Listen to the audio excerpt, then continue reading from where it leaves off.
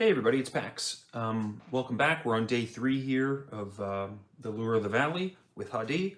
And where we left off last time was unfortunately getting fatigued out in the northern outpost.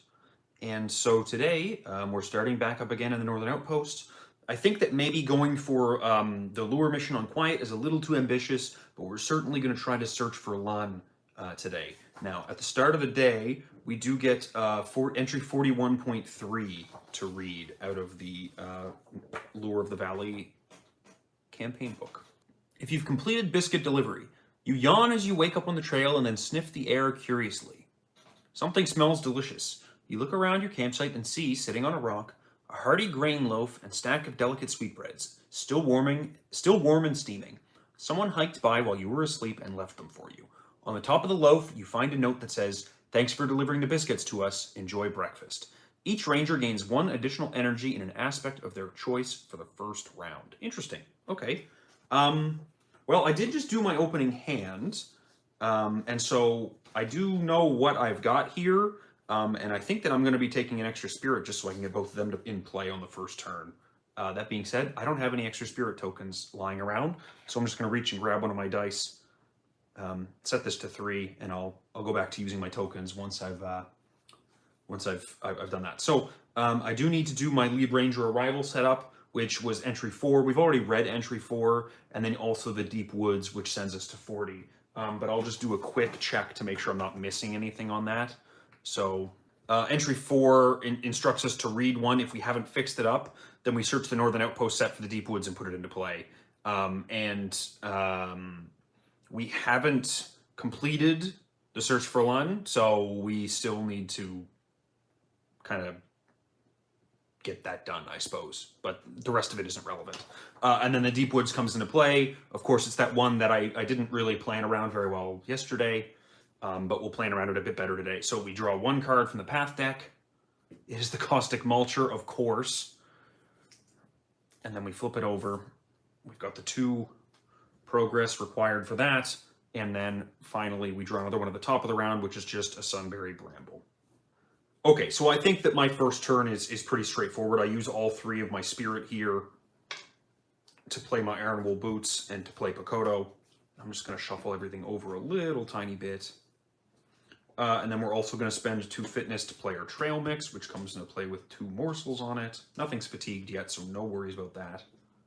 And I think the last thing for us to do on this day is to eat 1 fatigue, attempting to hide in the deep woods there. So an awareness plus traversal. I'm just going to put both of my awareness into this. I will have to fatigue a card because of the Sunberry Bramble, but that's okay. And we're going to go ahead and try to hide there. It's just a difficulty of 1 because there's no difficulty listed. So 2 against 1. We get the +1 on it. That's super good. So we get to move our token there, and then whenever beings fatigue me from now on, I can add any number of injury to this feature to prevent an equal amount of fatigue. So that's great. But next we have to do our mountain effects. We got nothing there. We've got exhausting this and searching the path deck for a predator. Great shuffle. Amazing. There's the Prowling Wolfhound. He comes into play. I think all 3 of them were next to one another. I'm going to have to shuffle that a bit more thoroughly, I guess. Okay, that should be more than enough shuffling. Okay, first test of the round. Perfectly fine. I guess there's a question of, is there any harm in attempting to put a single progress on this? Because at some point I am going to want to do it. I may as well just give that a try. I'll just put 1 fitness into that and give it a go. We get a +1, look at that, super. So we get 2 progress on there. And then we look through our red ones. We do suffer 1 fatigue due to the urgency of the recovery. We add 1 to each being attached to this biomeld, and there's no one attached to the biomeld. And if you have 3 or more fatigue, you exhaust this being to suffer an injury. Now, I don't have any of that. So all good there. That was a little risky, but I guess it is what it is, right? Do I want to use my reason? I don't think. I mean, right now, the fact of the matter is I could use Breathe into it for some extra effort if I really need to. I just don't want to do that to too lackadaisically. That could be really nasty. It might be better to get these into my hand with my trail mix next turn. So, anyways, we're gonna end the round. Toss all those out. Ready this. We've only got two left on our perfect day. And we'll draw a new encounter card, which is a Trick of the Light. Now, this, we have to read entry 39. It says, if you've met an interloper, go to 39.1. Otherwise, go to 39.2. You see a dark shadow moving through the trees. You freeze, trying to get a better look at it. The shape seems humanoid but taller than you, with a slightly forward-sloping posture. It steps into the light for a moment, and you catch a glimpse of being covered in long fur. Then it steps behind a tree and vanishes. You hurry to the spot where you last saw it, but find nothing. And then we have to continue. You look for impressions in the ground or broken twigs for something, anything, to give evidence of a strange being. This would really interest an experienced tracker like Cordo down a lone tree. Oh, interesting. Okay, cool. All right, so this has an absolutely insane amount of progress to clear it, so we're not going to be worrying about that right now. I did forget to draw at the end of the round, so I do have Strider, which is not useful at this location, but it will be useful, hopefully, if we get moving around to try and find Lunn. So we really want to get out of here as fast as we can. The big thing that I'm looking at is, because he's got the sun icon that can move beings to him, we can probably get the Wolfhound moved to here. If I were to dodge the deep woods and just do a big exodus from the northern outpost, putting all my fitness into a single get the hell out of here cast, I might be able to get out and put all of the fatigue from these two onto this. But that doesn't give me a lot of space to try it again if it doesn't get the whole way, right? So I think that might be a next turn thing if possible. What I would like to do this turn is I'm just going to go ahead and use my trail mix to add these two cards to my hand. It's a Leaf and a Breeze and a Boundary Sensor. Ooh, the Boundary Sensor is really nice. All right, let's get the Boundary Sensor into play. It's got 4 uses on it. When you perform a Traverse test, you can get a free effort off of it with this. That is really nice. Because that means that now we can, next turn, we can do a much better usage of that. So we're going to go ahead and try to connect with Pakoto. Connecting with Pakoto will be helpful for clearing stuff later. So we're going to be 2 against his 1. I get the 0. That's nice. We get 2 progress on him. That's not 3s, that's 1s. There we go. And then we go through for our mountains. So we get to add an additional progress because of the perfect day. That's really nice. We do exhaust this and search the deck for another predator, which I'm pretty sure that the Prowling Wolfhound's the only predator. Hey, look. He was there anyways. And if there's another predator in play, this predator comes into play exhausted. Okay. I guess I probably should shuffle this technically after searching, but whatever. We won't put too much stock into that. And then if there's active prey, this does something, which there are no active prey right now. Okay, that was pretty good. I think I might try and get rid of this as well. I feel like getting rid of that could be really useful, so I'll just do another traversal here. We'll save trying to get out past all this stuff for next turn. And maybe just take 1 fatigue from him if that happens. So, okay. 2 against 1 over here. -1, so that is successful. I do get to put my 1 out, which clears this. But then I look through all of my crest effects. I've got 1 fatigue, which is a bummer, but not the worst thing in the world. The Mulcher would be eating anyone if he got anyone on him, and then the Wolfhounds would be attacking me if I had any fatigue, but I do not. Okay, super. That's pretty reasonable. And then this one thing that's fatigued, I don't know, I'm not too worried about it. That's mostly fine. I think what I will do, though, just because I want to get my aid back up onto my trail mix, my tokens back on there, I will use Pakoto to add 2 to the Mulcher. I don't think there's any, I'm not reasonably getting past him, but I might be able to, like, leave without dealing with him. And he is a being, so I can use Pakoto to, I don't know how that works conceptually. Like, what the hell is a ferret doing to this absolute monstrosity to be adored by it? But whatever. Okay. So am I happy with that as my full turn? I think the answer is yes. I have the Leaf in the Breeze for next time. I could honestly just dodge the Deep Woods and the Mulcher that way. That could be interesting. Or I could use it for the icon, to be honest with you. The icon would be really nice because I'll be able to get to 3, 4, 5. Yeah, that looks pretty tempting. Okay. End of round. This goes down 1. I get 1 card draw, and I get this back. There's my Versatile. The Versatile is one I have not used a lot, but I actually am really excited to see this because I feel like this could be another good option for getting past all these guys. Okay, cool. Top of the round, Path Deck. A Sitka Buck. Okay, let's just shove that over a little tiny bit. So now he can be, if I get mountains, there's some interesting stuff going on. It's going to keep searching for predators, but I am hiding. So like, if I choose to just walk by these guys, we're all good. In fact, I can put all 5 of this on here if I so desire to almost completely clear this Deep Woods. But I think I'd like to try to tease out this test making some of these guys exhaust so I don't have to deal with them. So what we're going to do first is we're going to do our connect with Pakoto. We're going to try that first. We don't have to dodge anything, so we're all good there. We're just 2 against 1. See, there's the -2, and that's kind of the risk of this, right? Of just taking simple tests. So the 2 misses completely. I do suffer a fatigue from the search. This doesn't do anything. These guys don't do anything because I only have 2 cards in my fatigue pile, and the Sitka Buck doesn't do anything because there's no dough in play. And then this has to reshuffle. So that's a little bit of a bummer. I really wish that had been a Sun to shove someone up onto the Mulcher or something like that, but it is what it is. That's what I get for playing it a little bit risky there.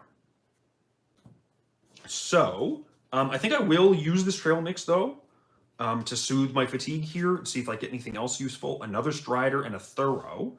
Now, Thorough's not hugely useful. I guess if I get attached here, yeah, I guess if I get attached to the Caustic Mulcher, I can get away from him. So that's kind of nice. But I think what's going to happen now is we're just going to go ahead and try this test past everything. Now, like I said, is there a way that I can, maybe I want to try to exhaust one of these 2 first with an Avoid. That might be a good idea. I don't know for sure. Actually, you know what I'm going to do? What I'm going to do is the Versatile into getting up here. And then I'll use the Leaf in the Breeze to exhaust a couple guys. Okay, yeah. No, I like this. So I'm going to traverse the location for 3. I'm going to use 1 from Boundary Sensor, and I'm going to use Versatile as a trail icon, fatiguing 1 card to get up to 5 against 2. And I think that I'm okay with that. And I'm going to use this to dodge up to 3 cards. So we're going to dodge the Caustic Mulcher, the Deep Woods, and let's just say the Sitka Buck. And that way, these guys are going to place 4 injury on here when they would have fatigued me. And now I'm just 5 against 2. And I think I'm okay with that. That's about as good as I can do right now. And hopefully I get a decent pull off of this. 0. Okay, zero's fine. So that's going to place a lot of effort, right? 5 against 2. That does place 5 effort. So we got there. We're gonna be able to leave, which is nice. I'm obviously not doing any of the tidying because it takes focus and reason, and that's just not something that we're particularly good at. But then I have to go through with these. So I do suffer a fatigue from the search, stressing me out. And once again, everyone else kind of just does nothing, which is really funny. I'm really quite glad that that's been playing out the way it has. Okay, so that's the end of that round, right? Cool. So when I'm done my turn and I rest, my location has an equal to or exceeding its threshold, I may travel. So I remove all path cards from the play area, choose a new location, and assemble the path deck for the new location. So let's just clean these guys up really quickly. So we're going to be going from the northern outpost over to Atrox Mountain. And what that's going to do is be another woods, or what's it called? Woodland? Another woodland path deck. So it's going to be the same path deck, but because it's not a pivotal location, I do have to shuffle 3 of these randomized valley cards in. So we're just going to do this, fetch 3 of them, and we'll get started up at the Atrox Mountains once I've gone and found that location. 1, 2, 3. So we're arriving at Atrox Mountain, and we've got to go read entry 11. During your training, Calypso would jokingly threaten to send you on a patrol of Atrox Mountain whenever she needed to provide you with some extra encouragement. Now, struggling up the side of the mountain, you can see why. The paths around Atrox Mountain are a maze of narrow trails weaving behind rockfalls and slopes of unstable scree. And you know that lurking along the trail, there may be an Atrox waiting to pounce. So then we do our arrival setup, search the path deck for the next obstacle, and put it into play. The mulcher again, unreal. That is not an obstacle. We do get an overgrown thicket, which is pretty reasonable. And if our current location is not a ranger station, which it is not, when a feature comes into play, place 2 trail tokens on it. Here's 2 trail tokens. When a card with trail tokens is cleared, place those tokens on this card. Sorry for throwing my cards around. That's not very neat of me, is it? Now, we're here at the Atrox Mountains. It's a 2 presence, 5 to clear with this fitness and reason. Climb the steep and perilous route to add 2 to this location for every effort. So you can get a real big clear of this, but then it fatigues you. So that's the travel step. Then we're refreshing, which is going to put something there. Move all these around. Unfortunately, we're going to be getting into the midday sun, which is hot, but not completely undoable, unhandleable, and we'll draw a card. Paths we've roamed before. That's really nice to see now that our discard pile is starting to fill up, and we've got the iron movable boots in play. So I'm feeling pretty positive about this overall. Let's draw that top card, and there's a Sunbury Bramble. This is another feature. So you get to put 2 more trail tokens on it. And remember, if this has 4 or more trail tokens on the mission, you read 1.45. So if I can clear both of these nice and quick, then we're good. We've hopefully, at least, we'll have found Lunn. So what I'm going to do straight off is dodge the Sunbury Bramble to try to explore to the overgrown thicket. We're going to use 1 fitness, 1 boundary sensor, and we're just going to be 2 against 1. And that seems kind of low. Am I actually happy with that? I'm not super happy with that. If I pull a 0 or a +1 or that, then that's fine. And it clears it because I'll have 2 effort. But if it's lower, then I won't clear it and I'll take an injury. So I guess I do need to put in 2 to feel happy about that. Yeah, okay, there we go. We got the -1. So we get to place our 2 progress on there and we get to clear the overgrown thicket. So that's great. When a card with trail tokens is cleared, place those tokens on this card. So this is cleared. But then unfortunately we got the mountain, which removes a trail token from a feature. So unfortunately we're not getting that trail token. We're not getting all 4 of them just from these 2 cards, which is a bummer, but it's manageable, right? This is exhausted. It's manageable. It's definitely manageable. The next thing I'm going to do is attempt this as well. It's a 1 against 1. And for this, what I'm going to do is I'm going to use my 2 to breathe into it. When I perform a test, discard any number of cards from my fatigue stack to commit 1 effort to that test for every 2 cards discarded. So I'm discarding 2 cards and I'll have 2 effort against the 1 difficulty. And it's a little low, but I mean, I want to get progress on these. So this is a fitness test. It get the +1. Perfect. So I get to place 3 on here. This gets cleared. It moves 1 up there. And that gets cleared so that nothing else is really happening on this test. That's super fortunate. I'm getting pretty close to the end of this turn. So what I'm going to do is I'm going to, for 2, play Paths We've Roamed Before, put all 4 cards from in here back into my fatigue stack. And for that, I'm going to leave Breathe Into It into my discard pile and put these ones on and put Determined on top so that I draw one from my iron wool boots to get that determined to hand, because that's going to be really helpful next turn, moving around. I don't want to just try reason tests, and the only reason I haven't been just trying them is because I don't want to pull more crests than necessary to get this done. But we do need to find another feature. So that's what we're looking for. I get 2 awareness, 3 spirit, we're resting. These all ready up. We draw a card, another afforded by nature. Really getting a lot of those when I'm not at a trail is kind of weird, but it's fine. We get 1 cloud on the sun. It's lucky that we haven't suffered a ton of fatigue from that. And we get the Tenebrae, which is entry 88. But it is a feature, so we'll place 2 tokens on that. As you walk into a clearing, a sinking sensation fills your chest, and each beat of your heart adds to your unease. You look up to see the dreaded specters known collectively as the Tenebrae drifting slowly overhead.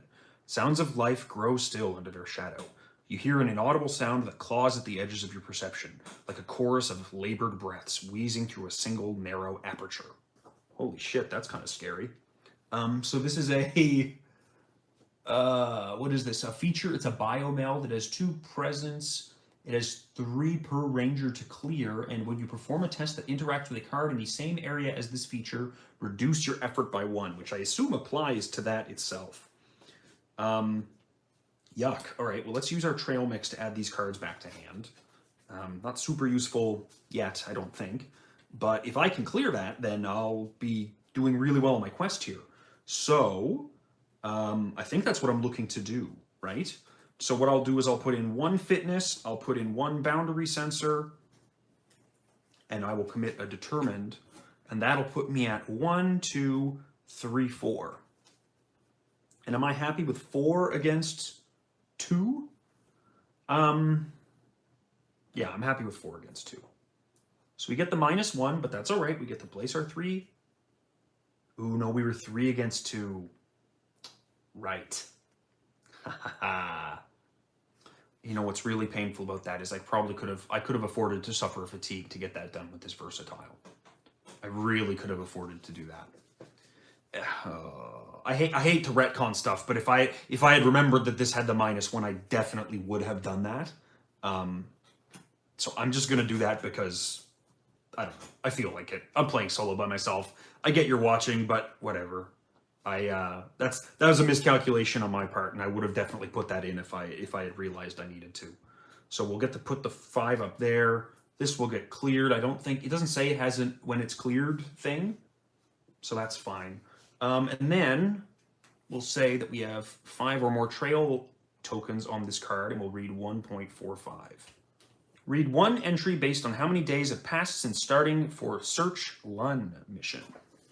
Well, when did we start that? We started that on day 2, and we're currently on day 3.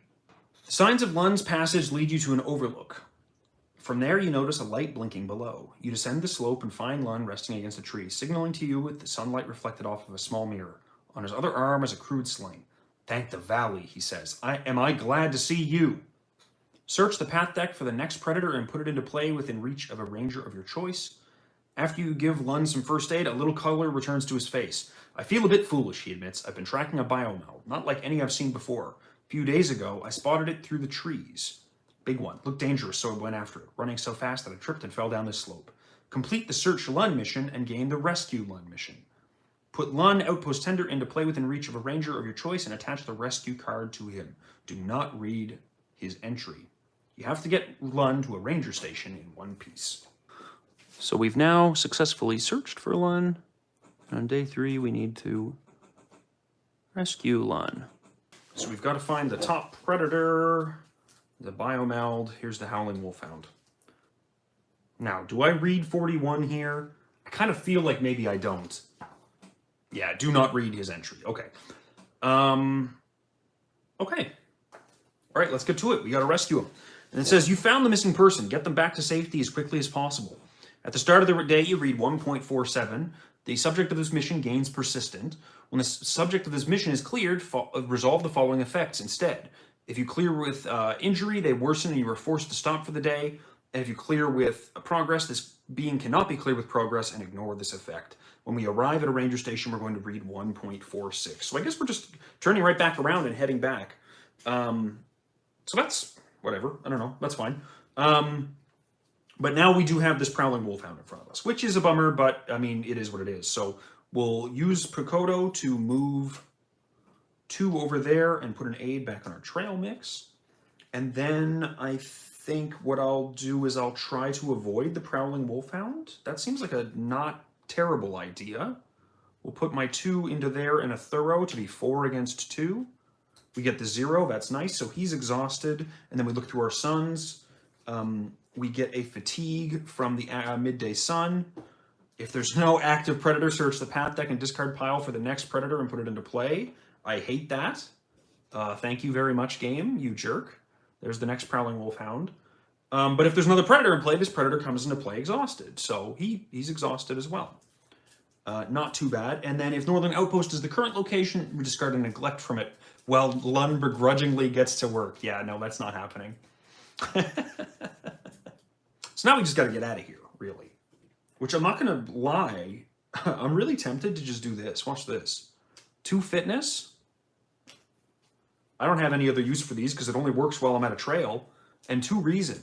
To try 4 against 2 to get out of the Atrox Mountains. Now, if I pull a -2, my effort will only be 2 and I'll only get 4 on it. But if I pull the -1, then I'm okay, right? 4 against 2. So I think that's what we're going to do. They're both exhausted. He won't fatigue me because he's friendly. Let's go. 0. Perfect. So we succeed by 4. So we add progress. What is that? 8, I guess? So we're out of there. But then it fatigues me. So I do take 2 fatigue. Thanks, nature. And then we go through the suns again. So we suffer fatigue from the midday sun. These guys both ready, which is yucky. And looking at it again, I wonder, would I have like failed to trigger his and then moved over here and done this one? I think that's okay though, because no, I think this is fine. So that might have been what happened last round, but specifically this round I trigger these first and now there's active predators. So I don't have to search for another one. And we're all good. Yeah, that's fine. Okay, perfect. And then we're just going to head back to the ranger station, right? I don't see any reason to stick around. So yeah, let's just do that. I guess I could try to connect with Picoto, but if I draw a crest, I'm certainly eating a whole lot of injuries from the Prowling Wolfhound. So let's not bother with that, and let's just end that. We'll rest for the rest of that turn. So now we're into traveling. So yeah, we get to clear the Atrox Mountains, and we get to recreate the ranger station there. Okay. So there's that setup. Now, we have the arrival set up on the Northern Outpost, and we have the rescue arriving at a ranger station. I don't know which one of those happened first, but I'm going to read this one first because I feel like arriving here with Lunn before I do all that stuff of putting the forest into play makes sense. So I'm going to read 1.46 first. Lunn has been moaning with every step you've taken for the last few hours, and you're getting worried. But your worry turns to relief as you see the ranger station in the distance. Only a short time later, you're tending to his injuries, the analgesic balm relieving his agony. Thank you so much, he says. When I get back to the Northern Outpost, I can offer you almost anything you could ever want in trade. Return Lunn, Outpost Tender to the collection, complete the Rescue Lunn mission, and write Saved Lunn on the campaign tracker. Each ranger soothes to fatigue. Leaf in the breeze, and another Picoto into my hand. Now, I'm going to assume that he needs to get shuffled into this deck. I don't know for sure, but I'm going to shuffle him in there, and then we're going to read the arrival setup and see if anything is different this time now that I've saved him. Okay, the hike through the dark and gloomy woods has taken you hours, but you finally reached the Northern Outpost. We have not fixed up the Northern Outpost, and so scraps of wood, cloth, leather, and panel lie scattered about the exterior. After long years of neglect, the forest around seems to press on the outpost from all sides. Search the Northern Outpost set for the deep woods and put it into play.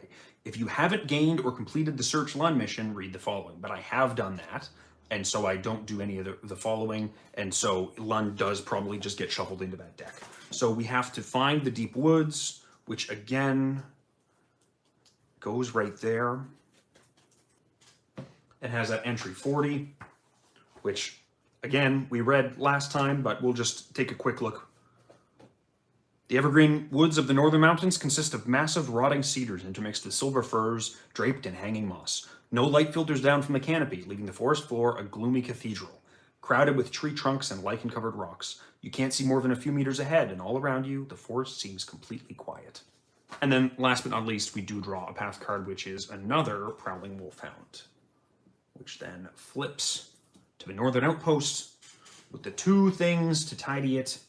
Maybe if we can find Lunn, we can get this place tidied before the end of the day. But I'm certainly not doing anything with quiet, so I think that's going to be my objective, is to see if I can tidy this by the end of the day. Now, I did travel. We do refresh. Draw a card. It's a new versatile. That's great. And then we add 1 onto Sun and start the next day with a Sitka Buck next to this Prowling Wolfhound, which is really exciting. I like having the Sitka Buck and the Wolfhound both in play. So now we're in a position where we can do some fun things. Let's do a connect with Pakoto. Go ahead and just dump our whole Compassionate. We don't have a whole lot else to do with that spirit, and I don't really care to do it against these guys. So we're going to be 4 against 1. We get the 0, so we get to place all 4 tokens on him. The crests, if there are 2 active predators, doesn't matter. If you have 3 or more fatigue, suffer an injury. Ouch. He does get to punch us once. Now, what happens when we get an injury? I haven't suffered an injury yet this campaign, and I straight up do not remember. So let's see what that does. If a game effect injures your ranger, place a harm token on your roll and discard all the cards in your fatigue stack. Okay, that could have been worse. An Eagle Eye and a Trail Mix and a Determined. If my other copy of Paths We've Roamed Before was in there, that would have been real nasty. But it still does kind of suck. I should have used my Trail Mix first. For each injury you've suffered, you suffer 1 fatigue when you rest each round. When you're instructed to heal an injury, remove 1 harm from your roll. After your ranger suffers their 3rd injury, you must end the day at the end of your current turn, and you add 1 lingering injury card to your deck from your collection, if there's 1 available to add. Okay, so that definitely sucked. I did 1 rewind earlier, so I'm not going to do another one now. But anyways, that's what happens. Was really hoping that they would poke around at each other instead of poke around at me. So I think all I'm going to do for the rest of the day is use 1 awareness for a Leaf in the Breeze, putting all 3 to attempt to traverse to the northern outpost. And we're just going to put Pakoto into this for 4 against 2. Really don't want to take any more injuries if I can avoid it. +1, so we get to place all 5 on there. And we can basically end the day whenever we like to, really, is the nice thing about that. So that's dealt with, generally speaking. We're going to go ahead and use 1 on Pakoto to place 2 on the Prowling Wolfhound, exhausting him, and then putting 1 on the Trail Mix. And then I think we're just going to end the turn. So we do, when we rest, we take a fatigue, and then we ready everything. We're not traveling yet. Like I said, I would like to see if I can find Buddy What's-His-Face there. So I get all my energy back. I get my card, which is a Compassionate. That's fine. The Midday Sun flips over to Clouds again. And then we start the next round with a path card, which is the Caustic Mulcher. Of course it is. Of course it is. I think I'm just going to use my Trail Mix now, just to add this 1 card to my hand. Paths We've Roamed Before. Beautiful, beautiful. 2 for Paths We've Roamed Before, getting 4 cards back from my discard pile into my... So we'll get the Paths We've Roamed Before. We'll get a Determined and an Eagle Eye, and let's say 1 Afforded by Nature. Reason being is I might want to tidy this myself. So there's that. Those will go into my discard pile, into my fatigue pile, and then I'll draw the top 1 with my Iron Wool Boots. Aside from that, though, I kind of have a crummy turn. Let's just move 2 Let's move 2 over to the Prowling Wolfhound, just to kind of try and use him up a little bit, and we'll add an aid from there. Thanks, Makoto. I do have, again, I have my 3 fatigue here, which is not ideal for him existing on the board right now. I kind of wish I had a way to fetch a different challenge icon. That'd be really nice. But yeah, not feeling super hot right now on what I can do. I guess an option might be, yeah, I'm not sure. I could just try to get out of here. I don't know. I'm not too sold on just trying to leave. I would like to see him, but maybe leaving's the right call. Maybe I just end the day here and I see if I can't find him tomorrow. Because I sure don't want to risk getting injured out of this round. That would be pretty crummy.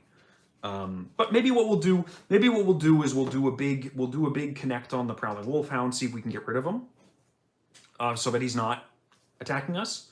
So we'll just go ahead and do that. -1, but that's successful by enough, so we get to place 3 more progress on him, and that clears him, right? So that's nice. We do get an extra progress, but that doesn't matter.